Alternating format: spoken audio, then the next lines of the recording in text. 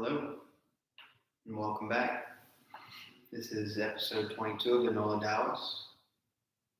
By now, you should probably know who I am, but if you don't, my name's Chris Monty.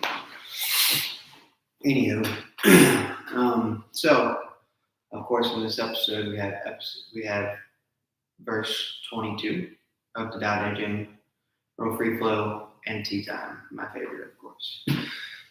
Oh, let's get this tea. Today, I have a peppermint tea, which correlates with this season.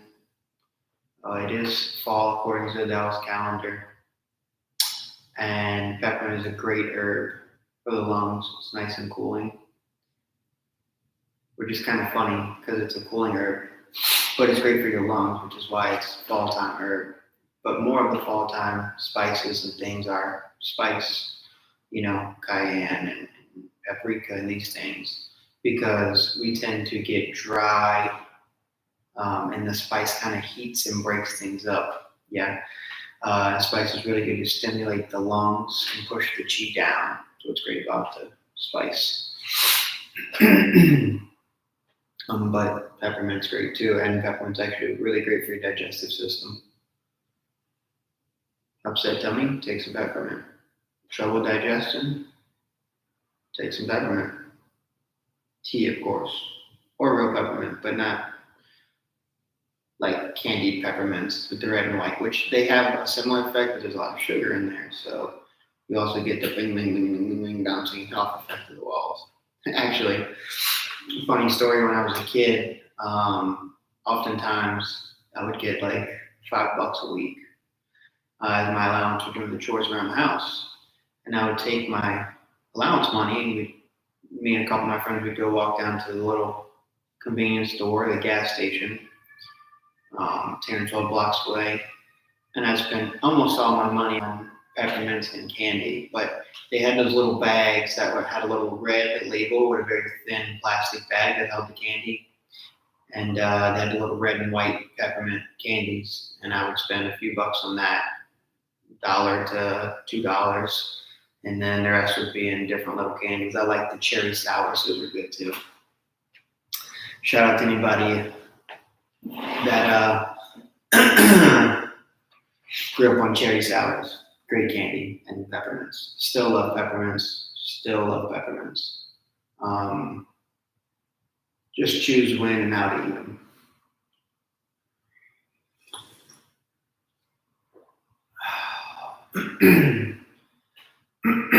Excuse me. In fact, I got some in the cabinet. Might have one tonight. That's just how I'm feeling.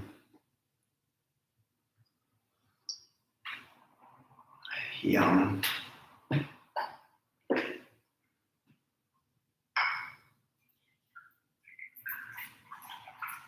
All right. So peppermint tea, great tea.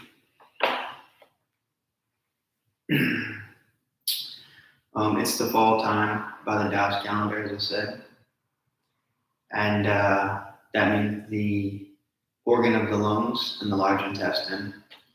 And the lungs deal with grief and sadness, and on a positive virtuous end, they deal with courage and integrity. Holding to your word, doing what you say you do.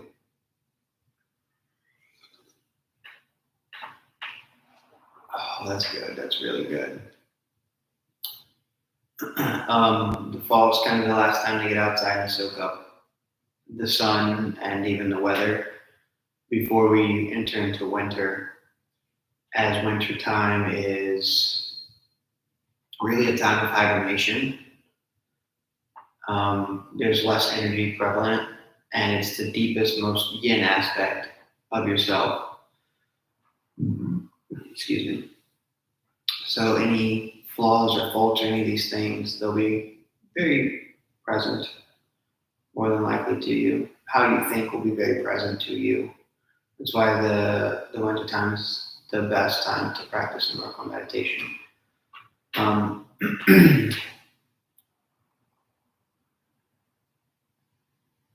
And it's Not so much for doing physical body work, it's more for just kind of staying in, hibernating, and just really being to yourself, not even by others. Again, the Moshian aspect of yourself. But with that being said, let's go ahead and get into verse 22.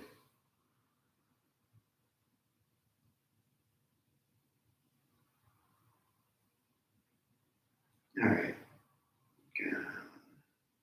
Okay. So the first line reads, if you want to become whole, first let yourself become broken. Oof, I love that because I'll just use masculine and feminine, yin and yang, right? So um, let's even go a little further back and talk about where yin and yang come from. So yin and yang come from Tai Chi. You know the symbol like this right here. You have the black and you have the white, right? Black, white, or the two koi fish, as is often alluded to. And they swim together and they complement each other. But so that's Tai Chi. And then when you separate them, you have the black and then you have the white. You have the yin, the black, and the yang, the white. The yin, the dark, the yang, the light. But where does Tai Chi come from? We say that Tai Chi comes from Wuji, emptiness. And Wuji comes from the Tao. Emptiness comes from the Tao. And as you know, as we've said, that can't be spoken into words. You can only attempt and make references and allusions and these types of things, but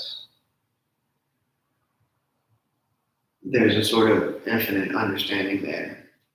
But I digress. So if you want to become whole, first let yourself become broken. So if you separate yin and yang and just take one side, yang with the light, that's broken because it's not whole, it's not connected to the yin. So we go through periods of breaking down and coming together whole again, right? So a really great illusion is if you were to take this cup and I were to fill it with water to the brim, this little teacup. And let's say, so the teacup is empty, I fill it to the top with water. That is today. And, you know, I drink a little bit of tea or water out of this cup and there's some space. And the next day I have water from that day and I pour it into this cup and it swirls and it mixes around with the water that's in there. And then I drink a little more and then I fill up with some more water from that day. Now, it all swirls together, okay? But if I want to add water to the cup, if it's full, and I pour the water is going to run over. There's no space. If I want to add water, first I must take out, I must empty. So in order to become whole, first I must be broken. I must break myself of whatever it is that I think that I am and who that I am and how that I am and what I do in life in order to rebuild myself from the ground up, as they say. Because if I'm this amazing person, and I'm this personality, I do this and I do that, and I'm this one thing, this one way, well, then there's no room for growth. You try and add something in there, I'll reject it because I'm too full. But when I break into a billion pieces, I rebuild who I am. I had a real traumatic breakup one time with a girl, and it just destroyed me. It ruined everything about who and what I thought I was.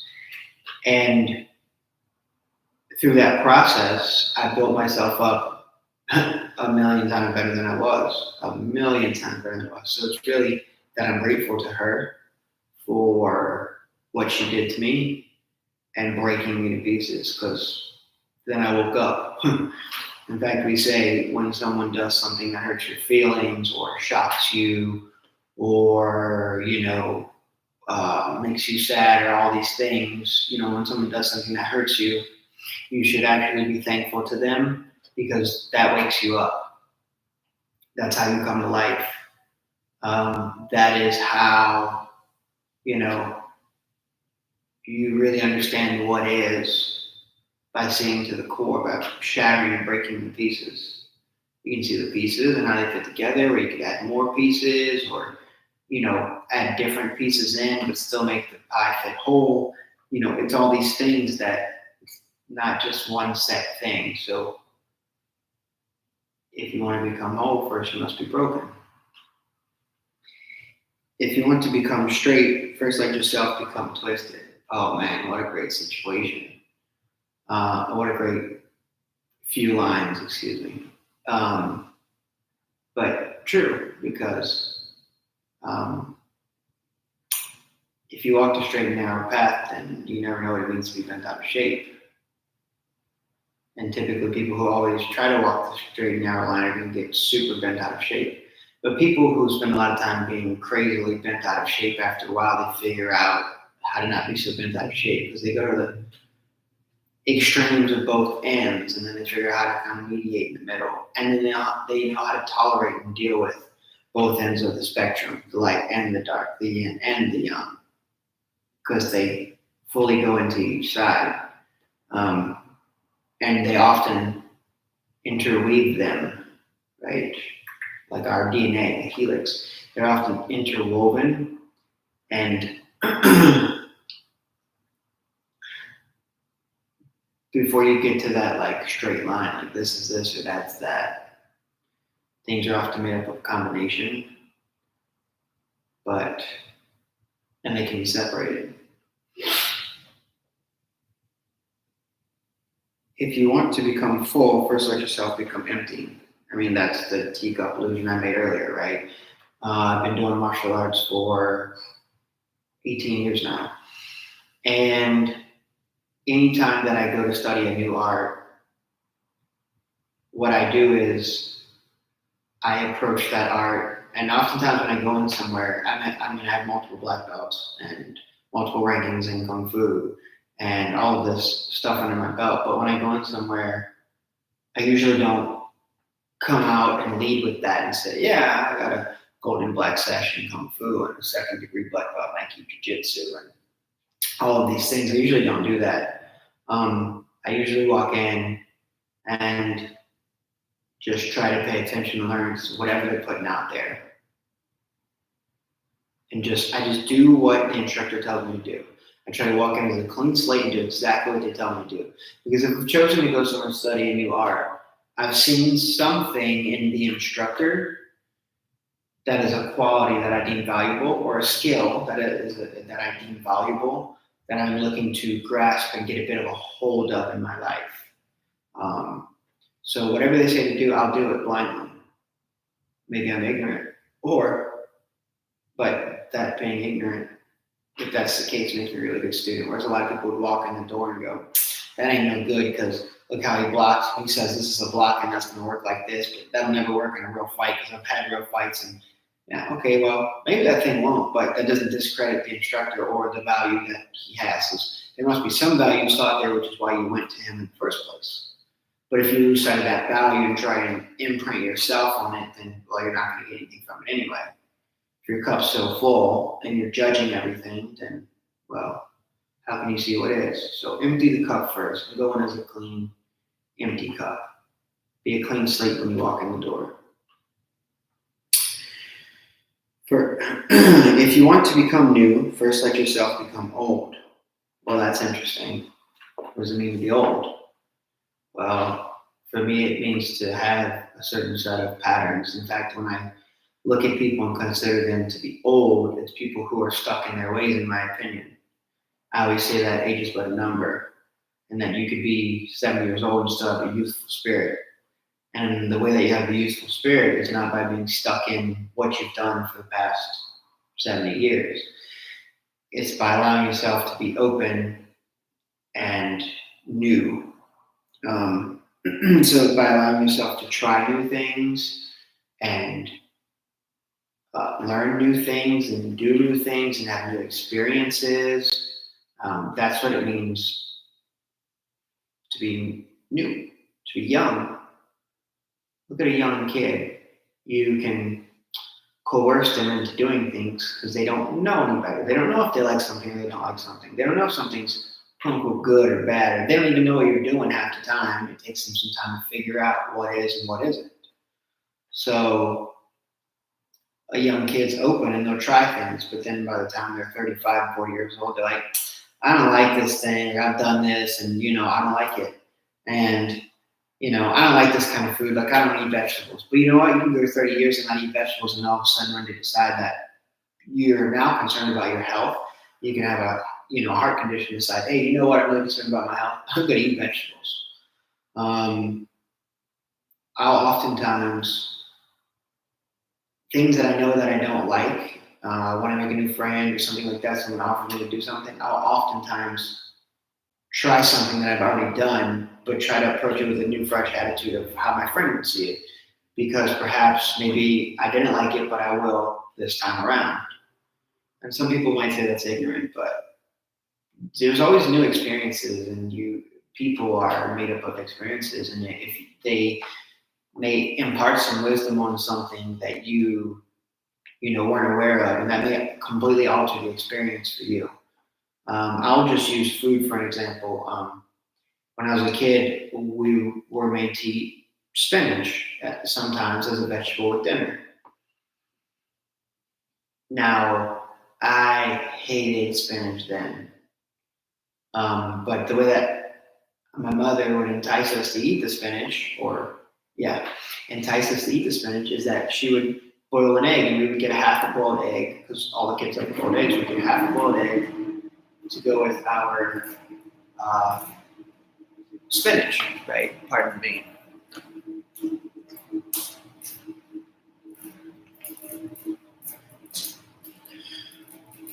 So we would get half-boiled egg to go with our spinach, and still didn't like the taste of the spinach, but the boiled egg made it better. Now, fast forward years later, I worked in an Italian restaurant, and instead of using canned spinach, they used fresh bagged spinach or fresh spinach leaves.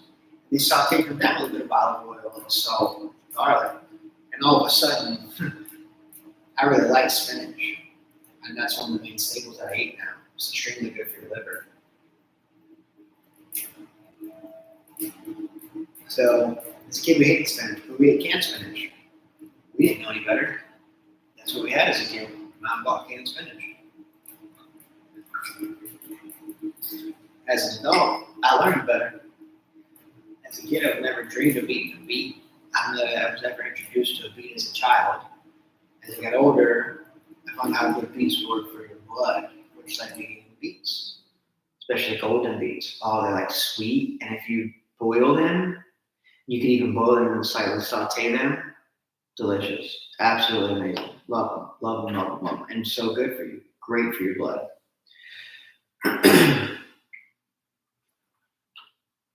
So try new things. That's it. Or don't. That's your choice. Those whose desires are few get them. Those whose desires are great go astray. Let's read this again. Those whose desires are few get them. Those whose desires are great go astray. So, when I was a kid going to buy my first car, I really wanted to get this car. It was a big deal for me. I didn't have a car. I didn't have a cell phone. I didn't have all of these things that I have now. I didn't go out and eat all the time. I wasn't driving, so I didn't spend money on gas. I wasn't going out on dates. I was just a young kid working in a grocery store to make some money to buy my car. And the only thing I was focused on getting was that car. And I got it real quick. But then people get older and they go forward, right? And now you're 35 and you want a new car, but well, you got to pay your kids tuition because you want to make sure that they have good schooling, and you want some new pillows for your couch, so you buy some new pillows for your couch, and you like a certain time of the year, so you buy decorated, you buy themed things with that type of idea in mind, right? So maybe like Christmas, and you go buy a Christmas tree and ornaments and candy canes and a Christmas wreath and a mistletoe and all these things to go along with Christmas. And so you spend some money on that. And then you're emotional, so you decide you're going to go out and eat, or you just love food and you decide, I want some ice cream, and all of these things. And all of a sudden, wanting a new car has to fight against wanting to buy decorations of the season, wanting to go out and eat, wanting to pay for your kids' tuition, wanting to fix things in your home, wanting to go out for a date night, and now you have all these things to fight with or compete against. And then, well, it's a lot harder to get at that point because then your money is spread thin. So those whose desires are great go astray because you ping pong from one thing to the next. For this reason, the master embraces the Tao as an example for the world to follow. Well, that means that there's an ebb and a flow. There's a state of emptiness from time to time. There's a bit of mystery. There's a bit of presence in what you're doing. There's a bit of detachment from things and from the world. There's a bit of giving without expecting to get in return. And I'm here to tell you, the more that you give, the more that you're going to get. That's just what it is. And it may not look the same way as what you gave, but it is what it is.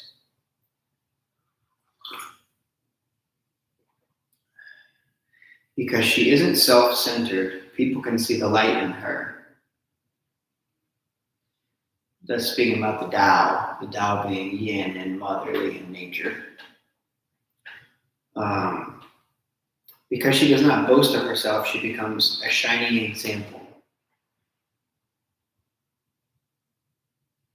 It's really interesting, because when you boast, then people label you as a bragger or a boaster. But when you don't boast and you're the quiet kid, then you just do what you're supposed to do, and oftentimes you're put in the limelight as the example because you're not the leader or whatever, so you're just among the masses and you're doing good work. And so the teacher points out, look at this person, boom, boom, boom, they're the example, right? Because you shine.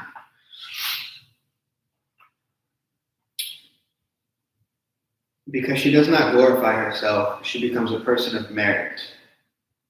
Well, if you're always bragging, again, your word kind of like loses a little value in a sense, or you become known as like a bragger. So then it's like, well, I'll take that with a grain of salt because this guy's always saying he's great, he can do this and he can do that, and he never has a fault.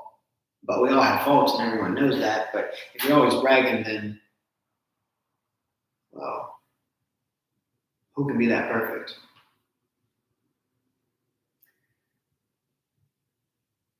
But if you're a person that's humble, then you become a person of merit. You speak up from time to time, and there becomes worth in your word. But you don't need to be the person that speaks all the time. Same thing as complaining or setting a precedent. If you always complain, then you get labeled as the complainer, and that's just them, and they just complain. But if you complain only every 6 months or once a year, well, then your complaint has a big value because here you are deemed as a very quiet person. So what you're saying, you must have been sitting and chewing on it for a while. And because she wants nothing from the world cannot overcome her. That kind of goes back to those whose desires are few get them, those whose desires are great go astray. Because she wants nothing from the world cannot overcome her.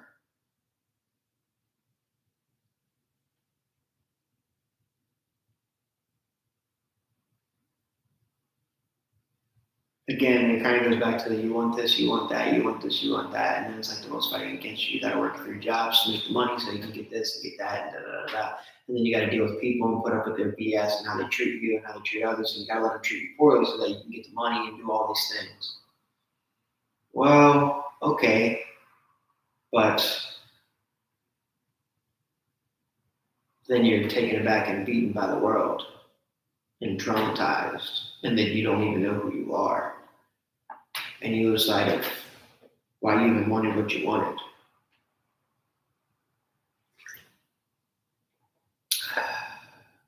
When the ancient masters said, if you want to become whole, then first let yourself be broken, they weren't using empty words. All who do this will be made complete.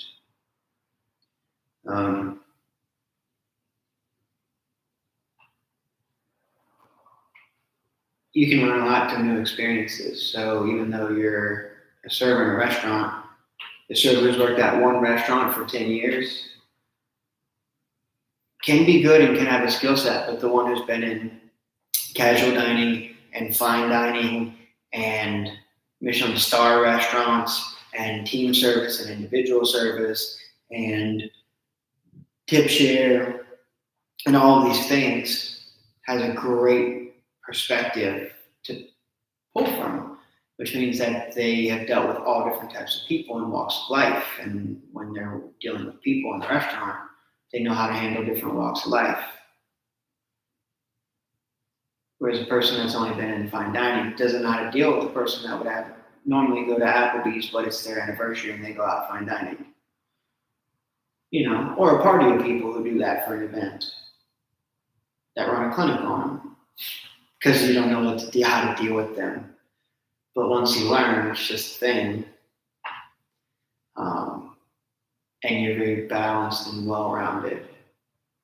So perhaps you'll get to try some new experiences. And perhaps right now, with all the planets in retrograde, or 7 planets, specifically in retrograde, going in and out and changing directions and all of the heavy energies that are floating around right now, especially in the fall, well, perhaps you'll have some pain and suffering. Because if you're wise, you'll sit in it, and from that will come growth. So perhaps you'll have some pain and suffering. Until next time, Gumbe.